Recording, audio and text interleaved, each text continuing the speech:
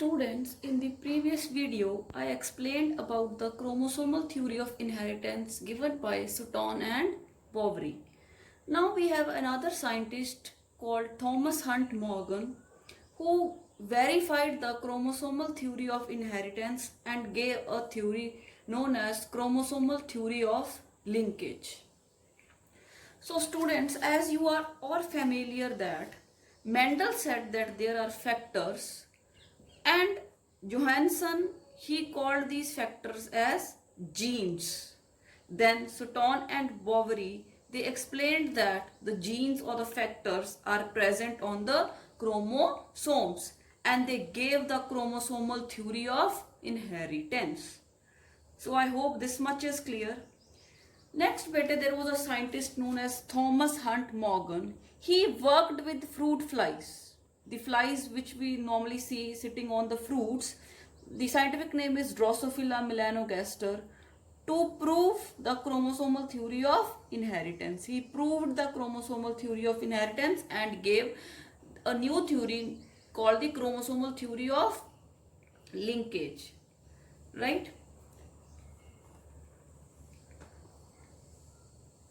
ਬੇਟੇ ਜਿਹੜੇ ਮੌਰਗਨ ਸੀ ਉਹਨਾਂ ਨੇ ਕਿਹਾ ਕਿ ਜਿਹੜੇ ਜੀਨਸ ਹੈ they are present on the chromosomes ਜਦੋਂ ਕ੍ਰੋਮੋਸੋਮ ਦੇ ਉੱਪਰ ਪਏ ਹੈ ਇਹ ਤਾਂ ਆਪਾਂ ਨੂੰ ਸੁਟੋਨ ਐਂਡ ਬੋਵਰੀ ਨੇ ਦੱਸਤਾ ਤਾਂ ਇਹਨਾਂ ਨੇ ਕਿਹਾ ਕਿ ਉਹ ਲਿੰਕਡ ਹੋ ਸਕਦੇ ਆ ਕਿ ਇੱਕ ਦੂਜੇ ਦੇ ਨਾਲ ਪਏ ਹੋ ਸਕਦੇ ਆ ਤਾਂ ਬੇਟੇ ਉਹਨਾਂ ਨੇ ਕਾਫੀ ਸਾਰੇ ਐਕਸਪੈਰੀਮੈਂਟਸ ਕੀਤੇ ਤੇ ਆਪਾਂ ਨੂੰ ਇੱਕ ਨਵੀਂ ਜਿਹੜੀ ਥਿਊਰੀ ਦਿੱਤੀ linkage the so he is called the father of modern genetics ਔਰ ਦ ਫਾਦਰ ਆਫ ਐਕਸਪੈਰੀਮੈਂਟਲ genetics.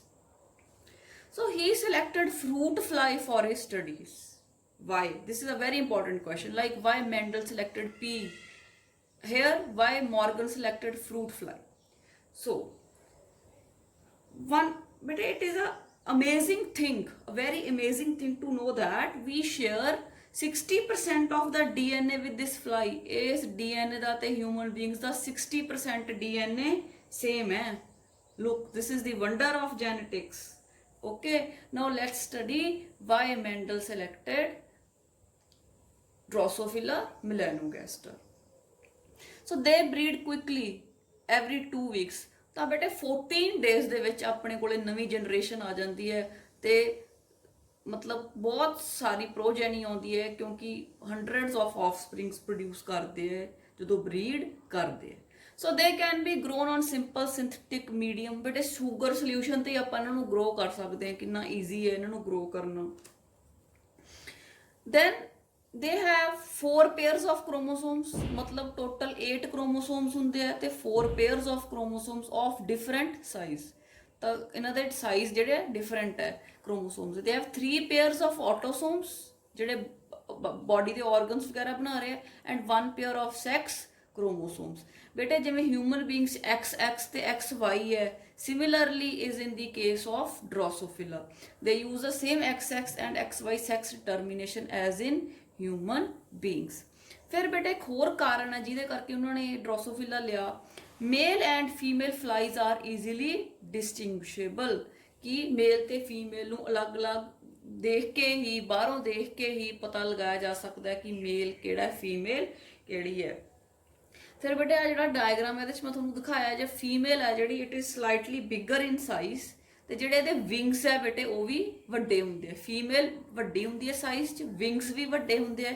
ਤੇ ਇੱਕ ਉਹਦੇ ਕੋਲੇ ਬੇਟੇ ਐਗ ਲੇਇੰਗ ਪਾਰਟ ਪਿਆ ਹੁੰਦਾ ਨੀਚੇ ਠੀਕ ਹੈ ਉਹ ਵੀ ਪੋਸਟਰ ਜਿਹਨੂੰ ਕਹਿੰਦੇ ਆ ਤਾਂ ਇਹਨਾਂ ਜਿਹੜੇ ਤਿੰਨ ਜਿਹੜੇ ਹੈਗੇ ਕਰੈਕਟਰਸ ਮੈਂ ਦੱਸੇ ਲਾਰਜ ਸਾਈਜ਼ ਬਿਗਰ ਵਿੰਗਸ ਠੀਕ ਹੈ and egg ਲੇਇੰਗ part so we can easily distinguish the male and the female and next it has many heredity variations that can be seen with the low power microscope ਤੇ ਬੇਟੇ ਇਹਨਾਂ ਨੂੰ study ਕਰਨ ਲਈ ਆਪਾਂ ਛੋਟੀ ਪਾਵਰ ਵਾਲਾ microscope ਵੀ use ਕਰ ਸਕਦੇ ਹਾਂ ਇਹਨਾਂ ਨੂੰ ਸਟੱਡੀ ਕਰਨ ਲਈ ਕੋਈ ਜ਼ਿਆਦਾ ਵੱਡਾ ਮਾਈਕਰੋਸਕੋਪ ਜਾਂ ਜਿਹੜਾ ਜ਼ਿਆਦਾ ਮੈਗਨੀਫਾਈ ਕਰ ਸਕਦਾ ਹੋਵੇ ਉਹਦੀ ਜ਼ਰੂਰਤ ਨਹੀਂ ਪੈਂਦੀ ਤਾਂ ਬੇਟੇ ਆ ਜਿਹੜੇ ਸਾਰੇ ਕਰੈਕਟਰਸ ਮੈਂ ਡਿਸਕਸ ਕੀਤੇ 6 ਇਹਨਾਂ ਕਰਕੇ ਜਿਹੜਾ ਸੀ ਮੌਰਗਨ ਨੇ ਡਰੋਸੋਫਿਲਾ melanogaster ਨੂੰ ਸਿਲੈਕਟ ਕੀਤਾ for his studies. But when I explained the explained you the law of independent assortment given by Mendel. I explained you about the linkage. ਆਪਾਂ ਇੱਕੋ example ਲਈ ਵੀ ਤੁਹਾਡਾ ਘਰ ਹੈ, ਤੁਹਾਡੇ ਨਾਲ ਘਰ ਹੈ, ਤੁਹਾਡੇ ਜਿਹੜੀ ਹੈ ਚੀਨੀ ਖਤਮ ਹੋ ਗਈ ਤਾਂ ਤੁਸੀਂ ਜਿਹੜੇ ਆਪਦੇ ਨੈਕਸਟ ਨੇਬਰਸ ਹੈ ਉਹਨਾਂ ਤੋਂ ਹੀ ਲਓਗੇ, ਕਿਉਂਕਿ ਤੁਹਾਡੀ ਜਿਹੜੀ ਉਹਨਾਂ ਨਾਲ ਤੁਹਾਡਾ ਬੌਂਡ ਸਟਰੋਂਗ ਹੈ, ਤੁਹਾਡੀ ਲਿੰਕੇਜ ਸਟਰੋਂਗ ਹੈ, ਕਿਉਂਕਿ ਤੁਹਾਡਾ ਡਿਸਟੈਂਸ ਘੱਟ ਹੈ। ਤਾਂ ਉਹੀ ਚੀਜ਼ ਬੇਟੇ ਅੱਗੇ ਇੱਥੇ ਐਕਸਪਲੇਨ ਕੀਤੀ ਗਈ ਹੈ, ਉੱਥੇ ਮੈਂ ਕਾਫੀ ਡਿਟੇਲ 'ਚ ਵੈਸੇ ਐਕਸਪਲੇਨ ਕੀਤਾ। Let's again ones have an overview. Suppose I have a chromosome and I have 1 2 3 4 5 6 7 8 9 10 genes on this chromosome. Now if I talk about gene 1 and gene 2, ਤਾਂ ਬੇਟੇ ਦੋਨੋਂ ਨਾਲ ਨਾਲ ਪਏ, ਇਹਨਾਂ ਦਾ distance is less, they are close to each other, their linkage is strong, their bond is strong. For example, ਹੁਣ ਜਿਹੜਾ ਤੁਹਾਡਾ friend ਤੁਹਾਡੇ ਨਾਲ 1st ਤੋਂ ਲੈ ਕੇ 10th ਤੱਕ ਪੜ੍ਹਦਾ ਹੈ, ਉਹਦੇ ਨਾਲ ਤੁਹਾਡਾ link strong ਹੈ, ਤੁਸੀਂ ਉਹਦੇ ਨਾਲ ਕਲੋਜ਼ਲੀ ਬੌਂਡਡ ਹੋ। ਤੇ ਪਰ ਅਗਰ ਸਪੋਜ਼ ਕੋਈ ਫਰੈਂਡ ਸੀ, ਉਹ ਤੁਹਾਡੇ ਨਾਲ 1st 2nd ਪੜ੍ਹਿਆ, ਉਸ ਤੋਂ ਬਾਅਦ ਉਹਨਾਂ ਦੀ ਟ੍ਰਾਂਸਫਰ ਹੋ ਗਈ, ਉਹ ਕਿਸੇ ਹੋਰ ਜਗ੍ਹਾ ਤੇ ਚਲੇ ਗਏ, ਤਾਂ ਉਹਦੇ ਨਾਲ ਤੁਹਾਡੀ ਗੱਲਬਾਤ ਨਹੀਂ ਹੁੰਦੀ, ਤਾਂ ਉਹਦੇ ਨਾਲ ਤਾਂ ਤੁਹਾਡਾ ਬੌਂਡ ਸਟਰੋਂਗ ਨਹੀਂ। ਤਾਂ ਜਿੰਨਾ ਡਿਸਟੈਂਸ ਘੱਟ ਹੋਊਗਾ, ਜਿੰਨੇ ਆਪਾਂ ਇੱਕ ਦੂਜੇ ਦੇ ਕੋਲ ਹੋਵਾਂਗੇ, ਤਾਂ ਆਪਾਂ ਜਿਹੜਾ ਹੈ ਉਨੀ ਆਪਣਾ ਜਿਹੜਾ ਲਿੰਕ ਹੈ ਜਿਹੜਾ ਉਹ ਸਟਰੋਂਗ ਹੁੰਦਾ ਹੈ। ਸੋ 1 and 2, between 1 and 2 the linkage is strong. Now if I talk about 1 and 10, distance is more, so they are not close to each other, so linkage is weak. ਠੀਕ ਹੈ, ਜਦੋਂ ਲਿੰਕੇਜ ਵੀਕ ਹੁੰਦੀ ਹੈ, ਇੱਕ ਦੂਜੇ ਦੇ ਨਾਲ ਨਹੀਂ ਜੁੜੇ ਹੁੰਦੇ, ਤਾਂ ਉਹ ਇੱਕ ਦੂਜੇ ਤੇ ਡਿਪੈਂਡ ਨਹੀਂ ਕਰਦੇ, ਰਾਈਟ। ਹੁਣ ਬੇਟੇ ਜਿਹੜੇ 1 ਤੇ 2 ਹੈ ਤਾਂ ਹਮੇਸ਼ਾ ਇਕੱਠੇ ਰਹਿਣਗੇ, ਇੱਕ ਦੂਜੇ ਤੋਂ ਅਲੱਗ-ਅਲੱਗ ਨਹੀਂ ਹੋਣਗੇ, ਕਿਉਂਕਿ ਇਹ ਇਕੱਠੇ ਪਏ ਹੈ। ਪਰ ਜਿਹੜਾ 1 ਤੇ 10 ਹੈ, ਇਹਨਾਂ ਦਾ ਤਾਂ ਕੋਈ ਲਿੰਕ ਹੀ ਨਹੀਂ, 1 ਦਾ 10 ਨਾਲ ਕੋਈ ਲੈਣਾ ਦੇਣਾ ਨਹੀਂ, ਕੋਈ ਫਰੈਂਡਸ਼ਿਪ ਨਹੀਂ, ਕੋਈ ਬੌਂਡ ਨਹੀਂ। ਤਾਂ 1 ਕਿਤੇ ਹੋਰ ਜਾ ਸਕਦਾ, 10 ਕਿਤੇ ਹੋਰ ਜਾ ਸਕਦਾ ਹੈ, ਇੱਕ ਦੂਜੇ ਨਾਲ ਫਿਕਸ ਨਹੀਂ ਹੈਗੇ, ਇਹਨਾਂ ਦੀ ਆਪਦੀ ਮਰਜ਼ੀ ਹੈ। ਤਾਂ they can change there positions ਜੇ ਡਿਸਟੈਂਸ, ਕਿਉਂਕਿ ਇਹਨਾਂ ਦਾ ਵੱਧਦਾ, ਇਹਨਾਂ ਦਾ ਬੌਂਡ ਨਹੀਂ ਇੰਨਾ ਸਟਰੋਂਗ। ਤਾਂ ਆਪਾਂ ਇੱਕ ਐਗਜ਼ਾਮਪਲ ਲੈਂਦੇ ਹਾਂ, ਆਪਣੇ ਕੋਲ 2 ਕ੍ਰੋਮੋਸੋਮ ਸੀ, ਆਪਣੇ ਕੋਲ ਕੈਪੀਟਲ T ਸੀ ਤੇ capital Y, capital T and capital Y were on 1 chromosome, ਪਰ ਇਹਨਾਂ ਦਾ ਡਿਸਟੈਂਸ ਬਹੁਤ ਜ਼ਿਆਦਾ ਸੀ। Small t and small y were on another homologous chromosome, ਪਰ ਇਹਨਾਂ ਦਾ ਵੀ ਡਿਸਟੈਂਸ ਜ਼ਿਆਦਾ ਹੈ। ਤਾਂ ਆਪਾਂ ਕਹਿ ਸਕਦੇ ਹਾਂ ਕਿ ਜਿਹੜਾ y ਹੈ ਇਹ ਇੱਧਰ ਜਾ ਸਕਦਾ ਹੈ, y ਨੂੰ ਸਮਾਲ t ਨਾਲ ਜਾਣਾ ਪਸੰਦ ਹੈ, ਇੱਧਰ ਜਾ ਸਕਦਾ ਹੈ, ਸਮਾਲ y ਇੱਧਰ ਆ ਸਕਦਾ ਹੈ। ਤਾਂ ਡਿਸਟੈਂਸ ਜ਼ਿਆਦਾ ਸੀ, ਤਾਂ ਜਿਹੜੀ ਇਹਨਾਂ ਦੀ ਲਿੰਕੇਜ ਸੀ ਉਹ ਘੱਟ ਸੀ, ਤਾਂ ਈਜ਼ੀਲੀ ਇੱਕ ਦੂਜੇ ਦੀ ਇਹ ਜਿਹੜਾ ਹੈ ਕ੍ਰਾਸ ਓਵਰ ਕਰ ਸਕਦੇ ਆ, ਕ੍ਰਾਸਿੰਗ ਓਵਰ ਹੋ ਸਕਦੀ ਹੈ, ਆਪਦੀਆਂ ਪੋਜੀਸ਼ਨਸ ਐਕਸਚੇਂਜ ਕਰ ਸਕਦੇ ਆ। ਆਪਣੇ ਕੋਲ ਕੀ ਸੀ, ਕੈਪੀਟਲ T ਦਾ bond with capital Y and small t ਦਾ ਬੌਂਡ ਸੀ ਵਿਦ ਸਮਾਲ y, ਪਰ ਇਹ ਦੂਰ ਸੀ, ਇਹਨਾਂ ਦਾ ਆਪਸ ਵਿੱਚ ਕੋਈ ਫਰੈਂਡਸ਼ਿਪ ਨਹੀਂ ਸੀ, ਤਾਂ ਇਹਨਾਂ ਨੇ ਕ੍ਰਾਸਿੰਗ ਓਵਰ ਕਰ ਲਈ। ਤਾਂ ਆਪਣੇ ਕੋਲ ਕੀ ਆ ਜਾਊਗਾ, ਸਮਾਲ y ਇੱਧਰ ਚਲਾ ਜਾਊਗਾ, capital T with small y and small t with capital Y। ਤੇ ਜਦੋਂ ਬੇਟੇ ਇਹਨਾਂ ਨੇ ਕ੍ਰਾਸਿੰਗ ਓਵਰ ਕਰ ਲਈ, ਤੇ ਕੀ ਆਪਾਂ ਕੀ ਕਵਾਂਗੇ, ਕੀ ਹੋ ਗਿਆ, ਰਿਕੰਬੀਨੇਸ਼ਨ ਹੋ ਗਿਆ, ਰਿਕੰਬੀਨੈਂਟਸ ਬਣ ਗਏ। ਠੀਕ ਹੈ, ਕਿਉਂਕਿ ਇਹਦਾ ਸੈਗਮੈਂਟ ਇੱਧਰ ਆ ਜਾਊਗਾ, ਇਹਦਾ ਸੈਗਮੈਂਟ ਇੱਧਰ ਚਲਾ ਜਾਊਗਾ, ਤਾਂ ਦਿਸ ਇਜ਼ ਕਾਲਡ ਐਜ਼ ਰਿਕੰਬੀਨੇਸ਼ਨ। ਫਿਰ ਬੇਟਾ ਜਿਹੜਾ ਇੰਡੀਪੈਂਡੈਂਟ ਅਸੋਰਟਮੈਂਟ ਸੀ, ਉਹਦੇ 'ਚ ਵੀ ਇਹੀ ਸੀ ਕਿ ਇੱਕ ਦੂਜੇ ਦੇ ਜਿਹੜੇ ਜੀਨਸ ਇੱਕ ਦੂਜੇ ਤੋਂ ਦੂਰ ਪਏ ਹੁੰਦੇ ਆ, ਉਹ ਇੱਕ ਦੂਜੇ ਤੋਂ ਸੈਪਰੇਟ ਹੋ ਸਕਦੇ ਆ, ਇੰਡੀਪੈਂਡੈਂਟਲੀ ਇੱਕ ਦੂਜੇ ਦਾ ਉਹਨਾਂ ਤੇ ਕੋਈ ਪ੍ਰਭਾਵ ਨਹੀਂ ਹੁੰਦਾ। ਸੋ ਬੇਟੇ ਆਪਾਂ ਇਹ ਵੀ ਕਹਿ ਸਕਦੇ ਹਾਂ ਕਿ ਜਿਹੜੀ ਲਿੰਕੇਜ ਹੈ, it is inversely proportional to independent assortment. ਕਿ ਜਦੋਂ ਜੇ ਡਿਸਟੈਂਸ ਜ਼ਿਆਦਾ ਹੋਊਗਾ ਤਾਂ ਜਿਹੜੀ ਲਿੰਕੇਜ ਹੈ ਉਹ ਘੱਟ ਹੋਊਗੀ। ਠੀਕ ਹੈ, ਹੁਣ ਜੇ ਕੋਲ ਪਏ ਹੋਣਗੇ, ਉਹਨਾਂ ਦੀ ਲਿੰਕੇਜ ਜ਼ਿਆਦਾ ਹੋਊਗੀ ਜੀਨਸ ਦੀ, ਤਾਂ ਉਹ ਇੰਡੀਪੈਂਡੈਂਟਲੀ ਅਸੋਰਟ ਨਹੀਂ ਹੋ ਸਕਦੇ, ਉਹ ਅਲੱਗ-ਅਲੱਗ ਨਹੀਂ ਹੋ ਸਕਦੇ। ਤਾਂ ਆਪਾਂ ਕਿਹਾ linkage is inversely proportional to independent assortment. Linkage ਜ਼ਿਆਦਾ, ਇੰਡੀਪੈਂਡੈਂਟ ਅਸੋਰਟਮੈਂਟ ਘੱਟ, ਲਿੰਕੇਜ ਘੱਟ, ਇੰਡੀਪੈਂਡੈਂਟ ਅਸੋਰਟਮੈਂਟ ਜ਼ਿਆਦਾ। ਜਿੰਨੀ ਲਿੰਕੇਜ, ਜਿੰਨਾ ਬੌਂਡ ਸਟਰੋਂਗ ਹੋਊਗਾ, ਓਨਾ ਹੀ ਅੱਡ-ਅੱਡ ਨਹੀਂ ਹੋਣਗੇ, ਓਨਾ ਹੀ ਅਸੋਰਟ ਨਹੀਂ ਹੋਣਗੇ, ਓਨਾ ਹੀ ਇੱਕ ਦੂਜੇ ਤੋਂ ਇੰਡੀਪੈਂਡੈਂਟ ਨਹੀਂ ਹੋਣਗੇ। ਫਿਰ ਬੇਟੇ ਜਦੋਂ ਆਪਾਂ ਕਿਹਾ ਵੀ ਟੀ ਜਿਹੜਾ ਸੀਗਾ, ਜਿਹੜਾ y ਸੀ ਉਹ t ਤੋਂ ਅਲੱਗ ਹੋ ਗਿਆ, ਤਾਂ ਆਪਾਂ ਕਹਿ ਸਕਦੇ ਹਾਂ t ਤੇ y ਦਾ there is no bond, y did not listen to t, y ने t ਦੀ ਕੋਈ ਗੱਲ ਨਹੀਂ ਮੰਨੀ, ਕੋਈ ਫਰੈਂਡਸ਼ਿਪ ਨਹੀਂ। So capital Y is independent of capital T, ਤੇ ਜਿਹੜੇ ਕੈਪੀਟਲ Y ਸੀ ਟ ਲੈਫਟ t। ਠੀਕ ਹੈ, ਕੈਪੀਟਲ Y ਨੇ ਕੈਪੀਟਲ T ਨੂੰ ਛੱਡ ਦਿੱਤਾ। So I can say when linkage is less, independent assortment is more. when linkage is less, independent assortment is more. ਜਦੋਂ ਆਪਸ ਵਿੱਚ ਜੁੜੇ ਹੀ ਨਹੀਂ ਤਾਂ ਅੱਡ-ਅੱਡ ਹੋਣ ਦੇ ਚਾਂਸ ਜ਼ਿਆਦਾ ਹੈ। ਹੁਣ ਬੇਟੇ ਆਪਾਂ 2 ਕ੍ਰੋਮੋਸੋਮਸ ਲੈ ਕੇ ਚੱਲਦੇ ਹਾਂ ਤੇ ਮੈਂ ਤੁਹਾਨੂੰ ਸਾਰੀਆਂ ਚੀਜ਼ਾਂ ਦੱਸਦੀ ਹਾਂ। ਇਹ ਚੀਜ਼ਾਂ ਨੂੰ ਯਾਦ ਰੱਖਣਾ ਬਹੁਤ ਜ਼ਰੂਰੀ ਹੈ because they are all interrelated with each other, they are interlinked. Suppose we have a chromosome, ਠੀਕ ਹੈ, ਉਹਦੇ ਵਿੱਚ ਬੇਟੇ ਵੀ ਹੈਵ 1 ਜੀਨ, ਇੱਕ ਪਹਿਲਾ ਜੀਨ ਇੱਕ ਆ 10ਵਾਂ ਜੀਨ, ਦੋਨਾਂ ਦਾ ਡਿਸਟੈਂਸ ਬਹੁਤ ਜ਼ਿਆਦਾ ਸੀ, ਦੋਨੋਂ ਜੀਨਸ ਦੂਰ ਦੂਰ ਪਏ ਹੈ। ਇੱਕ ਦੂਸਰਾ ਕ੍ਰੋਮੋਸੋਮ ਹੈ, ਉਹਦੇ ਤੇ ਜੀਨ 1 ਐਂਡ 2 ਦੀ ਗੱਲ ਕਰ ਰਹੇ ਹਾਂ, they are interlinked. Here we are talking about gene 1 and 10, here we are talking about gene 1 and 2. Now here the distance was more, so the linkage is less. ਜਿਵੇਂ ਜਿਵੇਂ ਦੂਰ ਹੋ ਰਿਹਾ ਲਿੰਕੇਜ ਘਟ ਰਹੀ ਹੈ। ਜਦੋਂ ਲਿੰਕੇਜ ਬੇਟੇ ਘਟ ਰਹੀ ਹੈ ਤਾਂ ਇੰਡੀਪੈਂਡੈਂਟ ਅਸੌਰਟ ਹੋ ਸਕਦੇ, ਇੱਕ ਦੂਜੇ ਦੀ ਗੱਲ ਨਹੀਂ ਮੰਨਣਗੇ, ਆਰਾਮ ਨਾਲ ਦੂਰ ਹੋ ਸਕਦੇ ਆ। ਜਦੋਂ ਬੇਟੇ ਦੂਰ ਹੋਣਗੇ ਤਾਂ ਕ੍ਰਾਸਿੰਗ ਓਵਰ ਕਰਨਗੇ ਕਿਸੇ ਹੋਰ ਨਾਲ।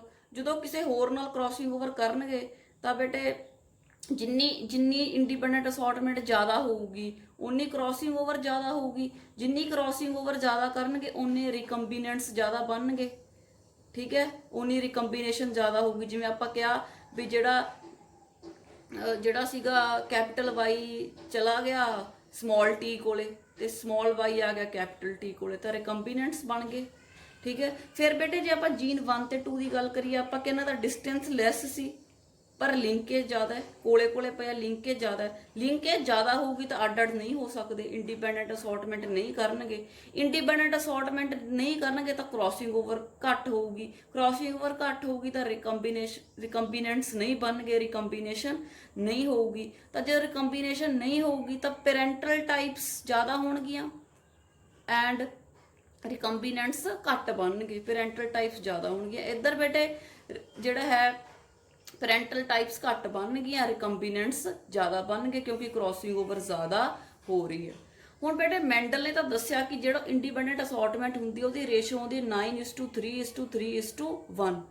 ਪਰ ਮੋਰਗਨ ਕਹਿੰਦਾ ਜਦੋਂ ਜਿਹੜੀ ਲਿੰਕੇਜ ਹੈ ਉਹ ਘਟ ਗਈ, ਮਤਲਬ ਜਦੋਂ ਲਿੰਕੇਜ ਵੱਧ ਗਈ, ਸੌਰੀ, ਵੀ ਜਿਹੜਾ ਹੈ ਵੀ ਜਿਹੜੇ ਜੀਨਸ ਹੈ ਉਹ ਦੂਰ ਦੂਰ ਹੋ ਗਏ, ਮਤਲਬ ਜੀਨਸ ਆ ਜਿਹੜੇ ਉਹ ਕੋਲ ਕੋਲ ਹੋ ਗਏ, ਸੌਰੀ, ਤਾਂ ਉਹਨਾਂ ਦੀ ਇੰਡੀਪੈਂਡੈਂਟ ਅਸੌਰਟਮੈਂਟ ਹੈ ਜਿਹੜੀ ਉਹ ਘਟ ਜੂਗੀ ਕਿਉਂਕਿ ਉਹ ਕੋਲੇ ਕੋਲੇ ਪਏ ਤਾਂ ਇੰਡੀਪੈਂਡੈਂਟਲੀ ਉਹ ਅਸੌਰਟ ਹੀ ਨਹੀਂ ਕਰਨਗੇ। ਤੇ ਜਦੋਂ ਇੰਡੀਪੈਂਡੈਂਟਲੀ ਅਸੌਰਟ ਹੀ ਨਾ ਕੀਤੇ, ਅੱਡ ਅੱਡ ਹੀ ਨਾ ਹੋਏ ਤਾਂ ਰੇਸ਼ੋ ਕਿਵੇਂ ਦਿਖਾ ਦੇਣਗੇ। ਮੈਂਡਲ ਦੇ ਤਾਂ ਜਿਹੜੇ ਮੈਂਡਲ ਲੱਕੀ ਸੀ ਬੇਟੇ, ਮੈਂ ਉਸ ਟਾਈਮ ਵੀ ਦੱਸਿਆ ਕਿ ਉਹਦੇ ਜਿਹੜੇ ਉਹਨੇ ਲਏ ਜਿਹੜੇ ਕਰੈਕਟਰਸ ਉਹਨਾਂ ਦੀ ਲਿੰਕੇਜ ਨਹੀਂ ਸੀ, ਉਹ ਦੂਰ ਦੂਰ ਪਏ ਸੀ, ਇਸ ਕਰਕੇ ਉਹਨੇ ਇੰਡੀਪੈਂਡੈਂਟ ਅਸੌਰਟਮੈਂਟ ਵਾਲਾ ਲਾਅ ਦੇਤਾ ਤੇ ਰੇਸ਼ੋ ਦੇਤੀ। ਪਰ ਜਿਹੜਾ ਮੋਰਗਨ ਸੀ, ਠੀਕ ਹੈ, ਉਹਦੀ ਉਹ ਕਹਿੰਦਾ ਵੀ ਜਿਹੜੀ ਹੈ ਲਿੰਕੇਜ ਜਿਹੜੀ ਹੈ ਉਹ ਜਦੋਂ ਮਤਲਬ ਲਿੰਕੇਜ ਜਿਹੜੀ ਜ਼ਿਆਦਾ ਹੋਗੀ, ਜਦੋਂ ਕੋਲ ਕੋਲੇ ਪਏ ਹੋਣਗੇ ਤਾਂ ਉਹ ਇੰਡੀਪੈਂਡੈਂਟਲੀ ਅਲੱਗ-ਅਲੱਗ ਨਹੀਂ ਹੋਣਗੇ, ਇੰਡੀਪੈਂਡੈਂਟਲੀ ਸੌਰਟ ਨਹੀਂ ਹੋਣਗੇ, ਤਾਂ ਇਹ ਵਾਲੀ ਰੇਸ਼ੋ ਨਹੀਂ ਆਊਗੀ। ਤਾਂ ਮੋਰਗਨ ਨੇ ਕਿਹਾ ਕਿ ਇੰਡੀਪੈਂਡੈਂਟ ਅਸੌਰਟਮੈਂਟ ਹਮੇਸ਼ਾ ਨਹੀਂ ਹੁੰਦੀ। ਅਗਰ ਜਿਹੜੇ ਜੀਨਸ ਹੈ ਕੋਲੇ ਕੋਲੇ ਪਏ ਹੈ, ਸਟਰੋਂਗਲੀ ਲਿੰਕਡ ਹੈ, ਤਾਂ ਇੰਡੀਪੈਂਡੈਂਟ ਅਸੌਰਟਮੈਂਟ ਨਹੀਂ ਹੁੰਦੀ ਤੇ ਇਹ ਵਾਲੀ ਰੇਸ਼ੋ ਨਹੀਂ ਆਉਂਦੀ ਤੇ ਪੈਰੈਂਟਲ ਟਾਈਪਸ ਜਿਹੜੀਆਂ ਹੈ ਜ਼ਿਆਦਾ ਬਣਦੀਆਂ ਤੇ ਰਿਕੰਬੀਨੈਂਟਸ ਹੈ ਜਿਹੜੇ ਉਹ ਘੱਟ ਬਣਦੇ ਆ। ਹੁਣ ਬੇਟੇ ਇਹ ਸਾਰੀ ਚੀਜ਼ ਨੂੰ ਆਪਾਂ ਐਕਸਪਲੇਨ ਕਰਦੀ ਹਾਂ ਮੈਂ ਥੋੜਾ ਹੋਰ ਡਿਟੇਲ 'ਚ। ਜਿਹੜੇ ਪੇਰੈਂਟਸ ਹੁੰਦੇ ਬੇਟੇ ਉਹਨਾਂ ਦੀ ਕ੍ਰਾਸਿੰਗ ਓਵਰ ਹੁੰਦੀ ਹੈ ਮਿਓਸਿਸ 'ਚ, ਜਦੋਂ ਪ੍ਰੋਫੇਜ਼ ਹੁੰਦੀ ਹੈ ਤਾਂ ਕ੍ਰਾਸਿੰਗ ਓਵਰ ਹੁੰਦੀ ਹੈ ਤਾਂ ਆਫਸਪ੍ਰਿੰਗਸ ਬਣ ਜਾਂਦੇ ਆ। ਆਫਸਪ੍ਰਿੰਗਸ ਦੇ ਵਿੱਚ ਬੇਟੇ ਵੇਰੀਏਸ਼ਨਸ ਆਉਂਦੀਆਂ, ਚੇਂਜਸ ਆ ਜਾਂਦੀਆਂ, ਇਸ ਕਰਕੇ ਆਪਾਂ ਉਹਨਾਂ ਨੂੰ ਰਿਕੰਬੀਨੈਂਟਸ ਕਹਿਣੇ ਆ, ਠੀਕ ਹੈ। ਤਾਂ ਬੇਟੇ ਜਿਹੜੇ ਆਫਸਪ੍ਰਿੰਗਸ ਹੈ ਅਗਰ ਉਹ ਪੇਰੈਂਟਲ ਜਿਹੜੀਆਂ ਟਾਈਪਸ ਆ ਉਹਦੇ ਵੈਰੀ ਵੈਰੀ ਸੇਮ, ਮਤਲਬ ਉਹਦੇ 2 ਚਾਂਸਸ ਹੁੰਦੇ ਆ। ਅਗਰ ਤਾਂ parental types are very very same to the recombinants, then the linkage is strong, ਤਾਂ ਹੀ ਉਹ ਮਤਲਬ ਸੇਮ ਹੋਣਗੇ, ਠੀਕ ਹੈ। ਰਿਕੰਬੀਨੈਂਟਸ ਪੇਰੈਂਟ ਦੇ ਤਾਂ ਹੀ ਆਉਣਗੇ ਜੇ ਲਿੰਕੇਜ ਹੈ ਜਿਹੜੀ ਉਹ ਸਟਰੋਂਗ ਹੋਊਗੀ। ਤੇ ਫਿਰ ਜੇ ਲਿੰਕੇਜ ਸਟਰੋਂਗ ਹੋਊਗੀ, ਕੋਲੇ ਕੋਲੇ ਪਏ ਆ ਤਾਂ ਉਹਨਾਂ ਦੇ ਵਿੱਚ ਵੇਰੀਏਸ਼ਨਸ ਨਹੀਂ ਆਉਂਦੀਆਂ। If parental types are very very different to the recombinants, ਕਿ ਪੈਰੈਂਟਲ ਟਾਈਪਸ ਅਲੱਗ-ਅਲੱਗ ਹੀ ਹੈ, ਤਾਂ ਇਹਦਾ ਮਤਲਬ ਕੀ ਹੈ, ਅਲੱਗ ਕਦੋਂ ਹੋਣਗੇ, ਜਦੋਂ ਲਿੰਕੇਜ ਵੀਕ ਹੋਊਗੀ। ਜਦੋਂ ਅਲੱਗ ਉਦੋਂ ਹੀ ਹੋਣਗੇ ਜਦੋਂ ਉਹਨਾਂ ਦਾ ਡਿਸਟੈਂਸ ਜ਼ਿਆਦਾ ਹੋਊਗਾ, ਡਿਸਟੈਂਸ ਜ਼ਿਆਦਾ ਹੋਊਗਾ ਤਾਂ ਲਿੰਕੇਜ ਵੀਕ ਹੋਊਗੀ, ਲਿੰਕੇਜ ਵੀਕ ਹੋਊਗੀ ਤਾਂ ਕ੍ਰਾਸਿੰਗ ਓਵਰ ਜ਼ਿਆਦਾ ਹੋਊਗੀ, असॉर्ट हो जाएंगे if recombination is high and there are lot of variations. ਹੁਣ ਇਹਨੂੰ ਬੇਟੇ ਜਿਹੜਾ ਹੈ ਇਹ ਨਾਰਮਲ ਹੈ, ਜਿਹੜੇ ਜੈਨੇਟਿਕ ਰਿਕੰਬੀਨੇਸ਼ਨਸ ਹੁੰਦੇ ਆ ਇਟ ਇਜ਼ ਨਾਰਮਲ, ਇਹ ਨੇਚਰ 'ਚ ਸਭ ਕੁਝ ਹੋ ਰਿਹਾ ਹੈ। This is why the offsprings are different from the parents. ਦੋ ਕਾਰਨ ਹੈ ਜਿਨ੍ਹਾਂ ਦੇ ਕਾਰਨ ਜਿਹੜੇ ਆਫਸਪ੍ਰਿੰਗਸ ਹੈ ਪੇਰੈਂਟਸ ਤੋਂ ਡਿਫਰੈਂਟ ਹੁੰਦੇ ਆ। ਇੱਕ ਤਾਂ ਇੰਡੀਪੈਂਡੈਂਟ ਅਸੌਰਟਮੈਂਟ ਤੇ ਦੂਸਰਾ ਕ੍ਰੋਸਿੰਗ ਓਵਰ। ਇੰਡੀਪੈਂਡੈਂਟ ਅਸੌਰਟਮੈਂਟ ਕਿਉਂ ਹੋਇਆ? ਕਿਉਂਕਿ ਲਿੰਕੇਜ ਨਹੀਂ ਹੋਈ। ਜੇ ਲਿੰਕੇਜ ਹੋ ਜਾਂਦੀ ਤਾਂ ਉਹਨਾਂ ਨੇ ਅਲੱਗ-ਅਲੱਗ ਹੋਣਾ ਹੀ ਨਹੀਂ ਸੀ। ਲਿੰਕੇਜ ਕਿਉਂ ਨਹੀਂ ਹੋਈ? ਕਿਉਂਕਿ ਡਿਸਟੈਂਸ ਜ਼ਿਆਦਾ ਸੀ, physical distance between genes high, so crossing over takes place. ਜੇ ਡਿਸਟੈਂਸ ਜ਼ਿਆਦਾ ਹੋ ਫੇਰ ਹੀ ਕ੍ਰੋਸਿੰਗ ਓਵਰ ਹੋਊਗੀ, ਫੇਰ ਹੀ ਜਿਹੜਾ ਹੈ ਇੰਡੀਪੈਂਡੈਂਟ ਅਸੌਰਟਮੈਂਟ ਜਿਹੜੀ ਆਪਾਂ ਕਹਿ ਸਕਦੇ ਹਾਂ ਹੁੰਦੀ ਹੈ। ਫਿਰ ਬੇਟੇ ਇੱਕ ਸਟੋਰੀ ਹੈ, I want to share it with you ਤਾਂ ਕਿ ਆਪਾਂ ਨੂੰ ਇਹ ਮੋਰਗਨ ਦਾ ਐਕਸਪੈਰੀਮੈਂਟ ਜ਼ਿਆਦਾ ਸਮਝ ਆ ਜਾਏ। ਸੋ ਬੇਟੇ ਇੰਡੀਆ ਦੇ ਵਿੱਚ ਆਪਾਂ ਨੂੰ ਪਤਾ ਹੈ ਕਿ there is a caste called as Brahmins, ਠੀਕ ਹੈ। ਤੇ ਜਿਹੜੇ ਬ੍ਰਾਹਮਿਨਸ ਹੈ ਬੇਟੇ ਉਹਨਾਂ ਦੀ ਇੱਕ ਕੈਟੇਗਰੀ ਹੁੰਦੀ ਹੈ GSB, ਠੀਕ ਹੈ, ਗੌਰ ਸਰਵਸਾ ਬ੍ਰਾਹਮਿਨਸ। ਤਾਂ ਜਿਹੜੇ ਬੇਟੇ ਬ੍ਰਾਹਮਿਨਸ ਹੁੰਦੇ ਆ ਨਾ ਇਹਨਾਂ ਦੇ ਬੇਟੇ ਚਾਰ ਜਿਹੜੇ ਹੈ ਇਹਨਾਂ ਕੋਲੇ ਕਰੈਕਟਰਸ ਜਿਹੜੇ ਉਹ ਫਿਕਸਡ ਆਪਾਂ ਕਹਿ ਸਕਦੇ ਹਾਂ। ਆਪਾਂ ਇਹਨਾਂ 'ਚ ਦੇਖਦੇ ਹਾਂ 4 ਕਰੈਕਟਰਸ ਇਹਨਾਂ ਦੇ ਵਿੱਚ ਦੇਖਦੇ ਹਾਂ। First is they have a fair skin, ਗੋਰੇ ਹੁੰਦੇ ਆ। They have light coloured eyes, green ਜਾਂ ਬਲੂ ਆਈਜ਼ ਹੁੰਦੀਆਂ ਇਹਨਾਂ ਦੀਆਂ, ਫਿੱਕੇ ਰੰਗ ਦੀਆਂ। They have a medium height and light brown hair. 4 characters, fair skin, light eyes, medium height, light brown hair. All these 4 characters are seen in 90 to 95% of these Brahmins. ਹੁਣ question ਹੈ ਵੀ ਇਹ 4 characters ਅਲੱਗ-ਅਲੱਗ ਕਿਉਂ ਨਹੀਂ ਹੁੰਦੇ? ਕਿਉਂ ਨਹੀਂ ਅਲੱਗ-ਅਲੱਗ ਹੁੰਦੇ? Because all these 4 characters are linked together. ਦੇ ਜੁੜੇ ਹੋਏ ਹੈ। ਤਾਂ ਇਹ ਜਦੋਂ ਅਗਲੇ ਆਫਸਪ੍ਰਿੰਗ 'ਚ ਜਾਣਾ ਹੁੰਦਾ ਪੇਰੈਂਟਸ ਤੋਂ ਕਰੈਕਟਰਸ ਤਾਂ ਇਹ ਇਕੱਠੇ ਟਰੈਵਲ ਕਰਦੇ ਆ, ਇਕੱਠੇ ਹੀ ਜਾਂਦੇ ਆ, ਕਿਉਂਕਿ ਇਹਨਾਂ ਨੇ ਲਿੰਕਡ ਹੈ। ਇਹਨਾਂ ਨੇ ਇੱਕ ਲਿੰਕੇਜ ਗਰੁੱਪ ਬਣਾ ਲਿਆ, ਇਕੱਠੇ ਹੋ ਕੇ ਇੱਕ ਗਰੁੱਪ ਬਣਾ ਲਿਆ, linkage group.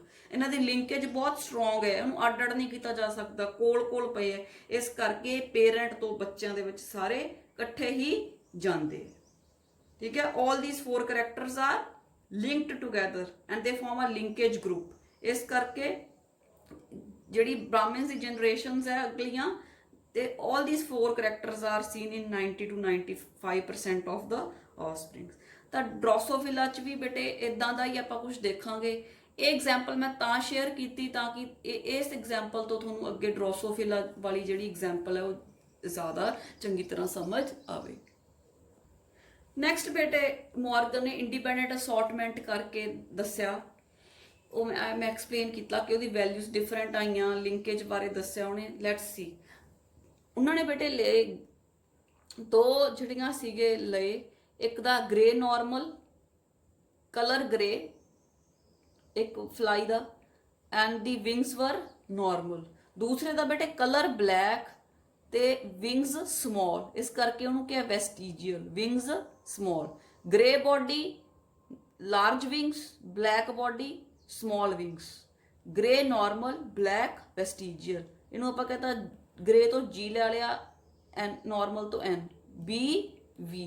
These were the parental types. ਇਹ ਪੇਰੈਂਟਸ ਸੀ। ਹੁਣ ਪੇਰੈਂਟਸ ਦੀ ਬੇਟਾ ਜਦੋਂ ਕ੍ਰੋਸ ਹੋਇਆ ਤਾਂ ਜਿਹੜੀ ਅੱਗੀ ਜਨਰੇਸ਼ਨ ਆਈ ਉਹਦੇ 'ਚ ਬੇਟੇ ਆਪਾਂ ਦੇਖਦੇ ਹਾਂ ਕਿ 2 ਤਾਂ ਰਿਕੰਬੀਨੈਂਟਸ ਆਏ ਤੇ 2 ਨਾਰਮਲ ਆਏ। ਨਾਰਮਲ ਮਤਲਬ ਜਿਹੜੇ ਐਗਜ਼ੈਕਟਲੀ ਆਪਦੇ ਪੇਰੈਂਟਸ ਵਰਗੇ ਸੀ ਤੇ ਰਿਕੰਬੀਨੈਂਟ ਮਤਲਬ ਜਿਨ੍ਹਾਂ ਦੇ ਕਰੈਕਟਰਸ ਮਿਕਸ ਅਪ ਹੋਏ। ਤਾਂ ਪਹਿਲਾ ਬੇਟੇ ਆਪਣੇ ਕੋਲੇ ਆਇਆ ਗ੍ਰੇ ਨਾਰਮਲ, GN ਆਇਆ, ਪੇਰੈਂਟ ਵਰਗਾ ਸੀ। ਦੂਸਰਾ ਆਪਣੇ ਕੋਲੇ ਬਲੈਕ ਵੈਸਟੀਜੀਅਲ ਆਇਆ, BV, ਪੇਰੈਂਟ ਵਰਗਾ ਸੀ। So these were the normal ਆਫਸਪ੍ਰਿੰਗਸ।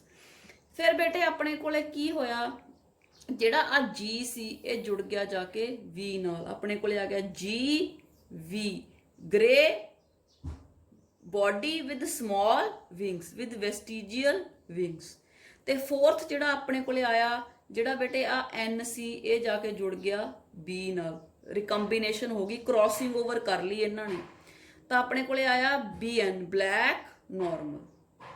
ठीक है। ਇਹ ਰਿਕੰਬੀਨੈਂਟਸ ਆ ਗਏ। ਰਿਕੰਬੀਨੈਂਟਸ ਕਿਉਂ ਆਏ? This happens because offsprings receive one chromosome from each parent and end up looking different. ਤਾਂ ਇਹਨਾਂ ਨੇ ਇੱਕ ਇੱਕ ਕ੍ਰੋਮੋਸੋਮ ਆਪਦੇ ਪੇਰੈਂਟ ਤੋਂ ਲੈ ਲਿਆ।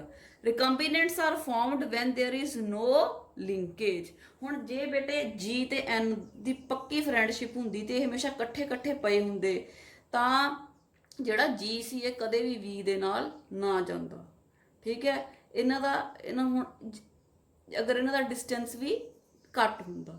ਹੁਣ ਬੇਟੇ ਕਹਿੰਦਾ ਵੀ ਜਦੋਂ ਰਿਕੰਬੀਨੈਂਟ ਉਦੋਂ ਹੀ ਬਣੂਗਾ ਜਦੋਂ ਬੌਂਡ ਸਟਰੋਂਗ ਨਹੀਂ, ਜਦੋਂ ਲਿੰਕੇਜ ਸਟਰੋਂਗ ਨਹੀਂ ਹੁੰਦੀ।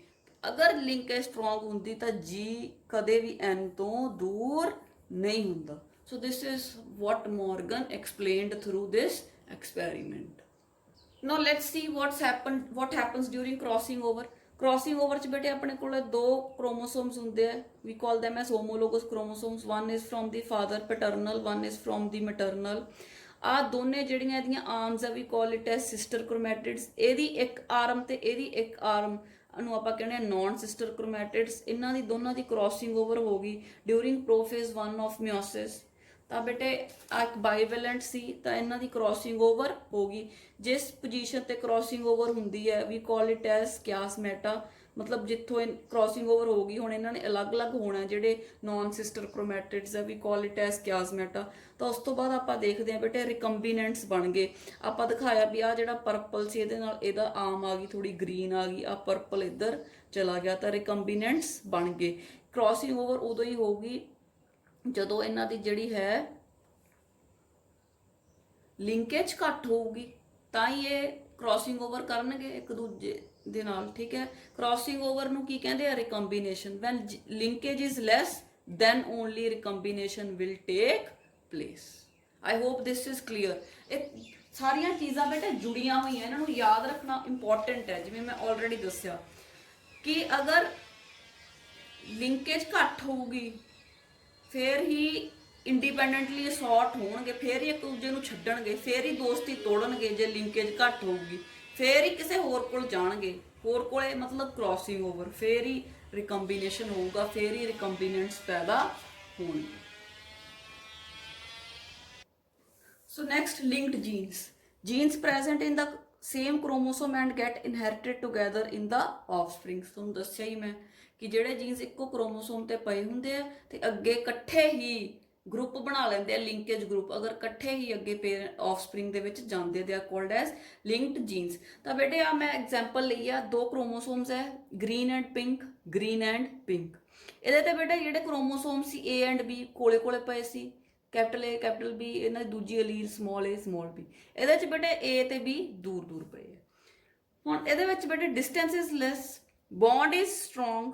ਬੌਂਡ ਸਟਰੋਂਗ ਹੈ ਮਤਲਬ ਲਿੰਕੇਜ ਇਜ਼ ਸਟਰੋਂਗ, ਮੀਨਸ ਇਕੱਠੇ ਇਕੱਠੇ ਪਏ ਤਾਂ ਅੱਗੇ ਬੱਚਿਆਂ 'ਚ ਵੀ ਇਕੱਠੇ ਜਾਣਗੇ। Will be inherited together because no crossing over and independent assortment. ਕਿਉਂਕਿ ਇਹਨਾਂ ਨੇ ਅਲੱਗ-ਅਲੱਗ ਹੋਣਾ ਹੀ ਨਹੀਂ, ਅਸੌਰਟ ਹੋਣਾ ਹੀ ਨਹੀਂ ਤੇ ਕ੍ਰੋਸਿੰਗ ਓਵਰ ਇਹਨਾਂ ਦੀ ਕਿਸੇ ਹੋਰ ਨਾਲ ਹੋਣੀ ਨਹੀਂ ਤਾਂ ਇਹ ਇਕੱਠੇ ਹੀ ਰਹਿਣਗੇ।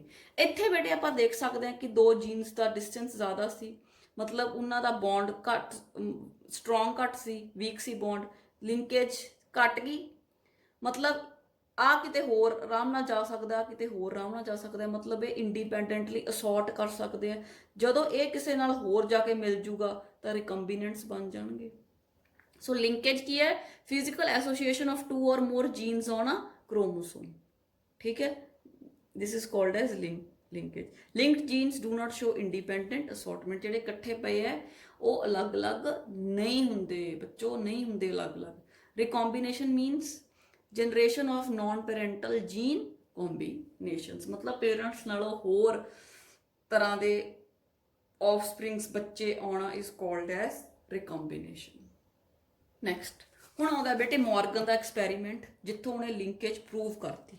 He carried out several dihybrid crosses. Dihybrid मतलब two genes ਦੀ ਗੱਲ ਕਰ ਰਹੀ ਹੈ। Monohybrid means one gene, one character at a time. ਤਾਂ ਡਰੋਸੋਫਿਲਾ ਚ ਇਹਨੇ ਲਏ to study genes that were sex linked, X linked, ਜਿਹੜਾ X chromosome linked ਜਿਹੜੇ characters ਸਟੱਡੀ ਕੀਤੇ ਉਹਨੇ sex linked dihybrid cross ਲਿਆ, ਮਤਲਬ ਦੋ characters ਲਏ, yellow bodied white eyed दो करैक्टर्स हो गए, येलो बॉडी, एक बॉडी का करैक्टर, एक आई का character, so it is a dihybrid cross.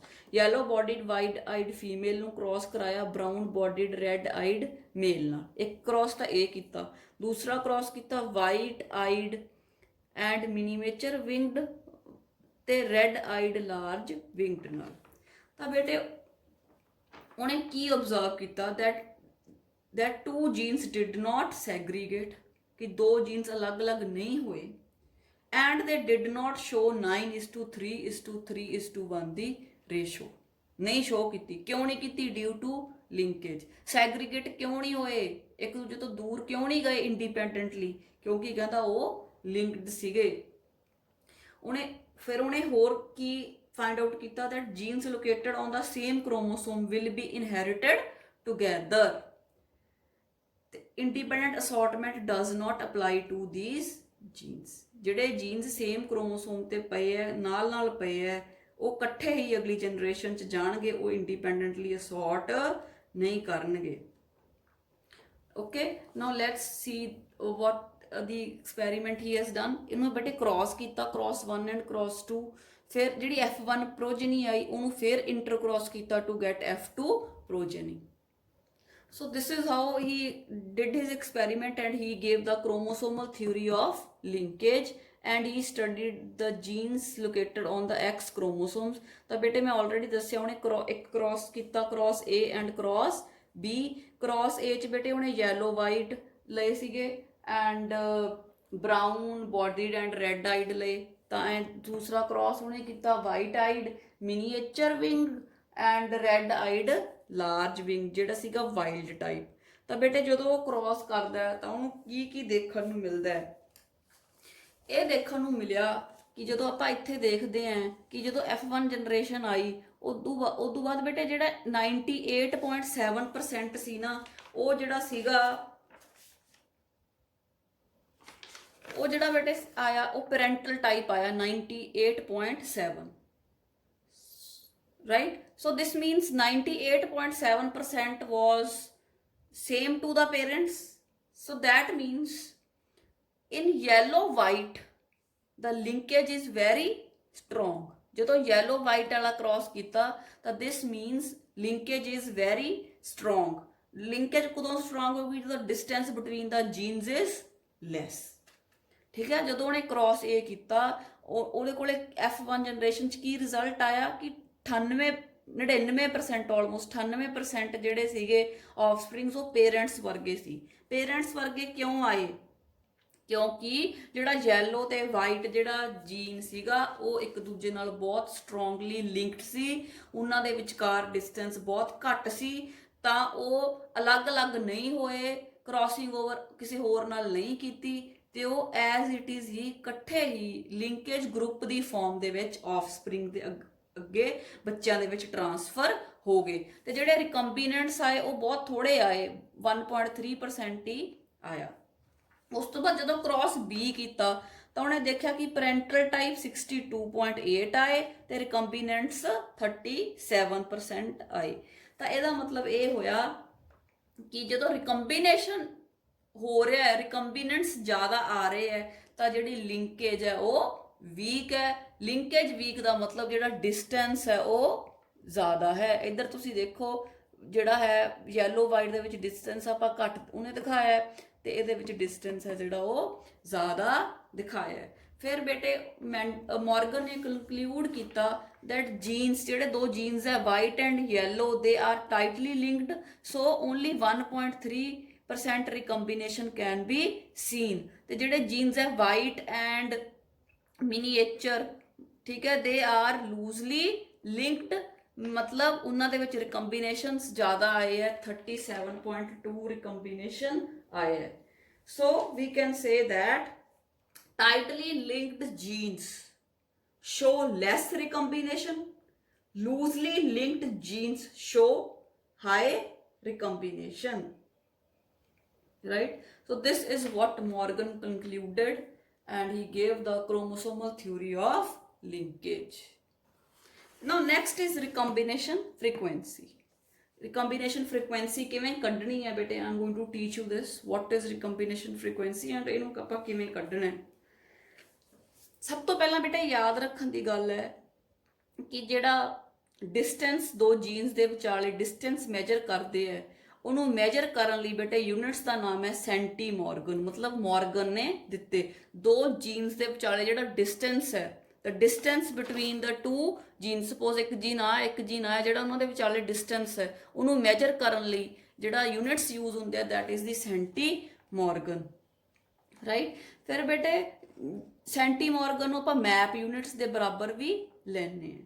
ਤਾਂ ਮੈਂ ਇੱਕ ਕ੍ਰੋਮੋਸੋਮ ਬਣਾਇਆ ਬੇਟੇ, ਉਹਦੇ ਵਿੱਚ ਜੀਨਸ ਪਏ ਆ A B C D E F G H I J and K, ਇੰਨੇ ਜੀਨਸ ਪਏ ਆ ਇੱਕ ਕ੍ਰੋਮੋਸੋਮ ਦੇ ਉੱਪਰ। ਤਾਂ ਬੇਟੇ ਡਿਸਟੈਂਸ ਬਿਟਵੀਨ ਟੂ ਜੀਨਸ, ਮਤਲਬ A ਤੇ B ਦੇ ਵਿਚਕਾਰ ਡਿਸਟੈਂਸ ਇਜ਼ 1 ਸੈਂਟੀਮੋਰਗਨ। ਸਪੋਜ਼ ਕਰੋ B ਤੇ C ਦੇ ਵਿਚਾਲੇ distance is 1 centimorgan. Similarly C and D and E ਸਾਰਿਆਂ ਦੇ ਜਿਹੜਾ ਵਿਚਕਾਰ ਜਿਹੜਾ ਡਿਸਟੈਂਸ ਹੈ ਦੋ ਜੀਨਸ ਦੇ ਵਿਚਕਾਰ ਦੈਟ ਇਜ਼ 1 ਸੈਂਟੀਮੋਰਗਨ। ਹੁਣ ਬੇਟੇ ਅਗਰ ਮੈਂ ਤੁਹਾਨੂੰ ਪੁੱਛਾਂ ਵੀ ਮੈਨੂੰ A ਤੇ B ਦਾ, ਜੀਨ A ਤੇ B ਦਾ ਡਿਸਟੈਂਸ ਦੱਸੋ, ਤੁਸੀਂ ਕਿੰਨਾ ਕਹੋਗੇ? 1 ਸੈਂਟੀਮੋਰਗਨ, ਮਤਲਬ ਇੱਕ ਦੂਜੇ ਦੇ ਕਲੋਜ਼ ਹੀ ਪਏ ਹੈ। ਹੁਣ ਜੇ ਮੈਂ ਪੁੱਛਾਂ A ਤੇ C ਦਾ ਦੱਸੋ ਤਾਂ ਤੁਸੀਂ ਕਹੋਗੇ 1 2 ਸੈਂਟੀਮੋਰਗਨ। ਅਗਰ ਮੈਂ ਪੁੱਛ ਲਾਂ A ਤੇ K ਦਾ ਦੱਸੋ ਤਾਂ ਤੁਸੀਂ ਕਹੋਗੇ 1 2 3 4 5 6 7 8 9 ਸੈਂਟੀਮੋਰਗਨ।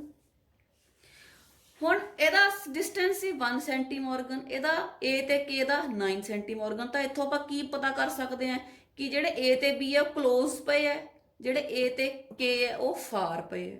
ਕਲੋਜ਼ ਪਏ ਹੈ ਮਤਲਬ ਕ੍ਰੋਸਿੰਗ ਓਵਰ ਦੇ ਚਾਂਸ ਬਹੁਤ ਘੱਟ ਹੈ, ਦੂਰ ਪਏ ਹੈ ਮਤਲਬ ਕ੍ਰੋਸਿੰਗ ਓਵਰ ਦੇ ਚਾਂਸ ਜ਼ਿਆਦਾ ਹੈ।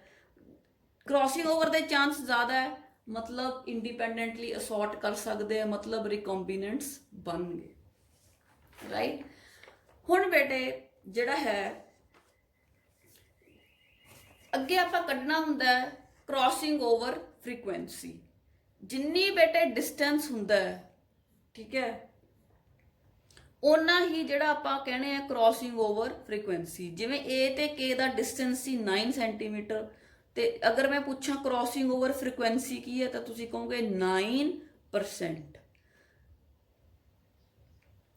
ਰਾਈਟ। ਜਿੰਨਾ ਸੈਂਟੀਮੋਰਗਨ ਆ ਗਿਆ ਉਨੀ ਰਿਕੰਬੀਨੈਂਟ ਫ੍ਰੀਕੁਐਂਸੀ ਆਉਂਦੀ ਹੈ। ਸੈਂਟੀਮੋਰਗਨ ਕਿੰਨਾ ਆਇਆ? 9, ਤਾਂ ਰਿਕੰਬੀਨੈਂਟ ਫ੍ਰੀਕੁਐਂਸੀ ਕਿੰਨੀ ਆਈ? 9%। So 1 map unit is equal to 1% chance of recombination, right? ਹੁਣ ਮੈਂ ਅਗਰ ਬੇਟੇ ਕਹਾਂ A ਤੇ F ਦਾ ਡਿਸਟੈਂਸ ਦੱਸੋ 1 2 3 4 5, ਤੁਸੀਂ ਕੀ ਕਹੋਗੇ? 5%, ਮਤਲਬ 5 ਸੈਂਟੀਮੋਰਗਨ ਦਾ ਡਿਸਟੈਂਸ ਹੈ ਤੇ ਕ੍ਰੋਸਿੰਗ ਓਵਰ ਫ੍ਰੀਕੁਐਂਸੀ ਕਿੰਨੀ ਹੈ? 5%, ਰਾਈਟ। ਜਿੰਨਾ ਦੂਰ ਹੋਊਗਾ ਓਨੇ ਹੀ ਜਿਹੜਾ ਹੈ ਕ੍ਰੋਸਿੰਗ ਓਵਰ ਦੇ ਚਾਂਸਸ ਜ਼ਿਆਦਾ ਹੁੰਦੇ ਆ। ਹੁਣ ਆਪਾਂ ਅਗਰ ਮੈਂ ਤੁਹਾਨੂੰ ਪੁੱਛਾਂ ਕਿ ਸਪੋਜ਼ ਕਰੋ A ਤੇ B ਦਾ ਡਿਸਟੈਂਸ ਹੈਗਾ 0.1 ਸੈਂਟੀਮੋਰਗਨ, ਠੀਕ ਹੈ, ਤਾਂ what is the chance of crossing over? ਕਿੰਨਾ? 1%, ਰਾਈਟ। ਹੁਣ ਮੈਂ ਕਹਾਂ distance between A and K ਸੈਂਟੀਮੋਰਗਨ, what is the chance? 52%, because crossing over is directly proportional to the percentage। ਜਿੰਨੀ ਰਿਕੰਬੀਨੇਸ਼ਨ ਫ੍ਰੀਕੁਐਂਸੀ ਆਊ, ਜਿੰਨਾ ਡਿਸਟੈਂਸ ਆਊ, ਉਨੀ ਆਪਾਂ ਕਹਾਂਗੇ ਪਰਸੈਂਟੇਜ। ਹੁਣ ਬੇਟੇ 0.1% ਜ਼ਿਆਦਾ ਹੈ ਕਿ 52% ਜ਼ਿਆਦਾ ਹੈ?